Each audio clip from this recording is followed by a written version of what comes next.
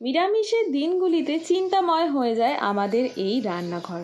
সেভেরি food স্টেশনে সবাইকে welcome জানিয়ে আজকের রেসিপিটা আমি শুরু করছি। পনিরের একটি রেসিপি, পুরোপুরি ভেজ রেসিপি। সর্ষের তেলে পুরো রান্নাটা করব। তেল গরম হয়ে গেছে, আগের থেকে লবণ আর হলুদ মাখানো পনিরগুলোকে আমি ভালো করে ভেজে নিচ্ছি।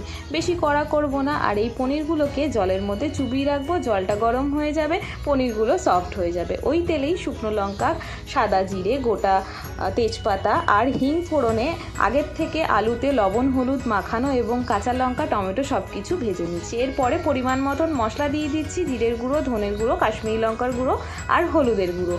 লবণ আর চিনিটা তোমরা পরিমাণ মতন দেবে। সব কিছু দেওয়ার পরে পরিমাণ মতন জল দিয়ে মশলাটাকে ভালো করে সাঁতলিয়ে নেবো। এরপরে আগের থেকে যেই পনিরগুলো জলে ভিজিয়ে রেখেছিলাম, জলটাও গরম হয়ে গেছে, পনিরটাও সফট হয়ে গেছে, সেটা দিয়ে দিলাম। দুর্দান্ত স্বাদের এই রেসিপি ভাত লুচি সব দিয়েই খাওয়া যাবে। কেমন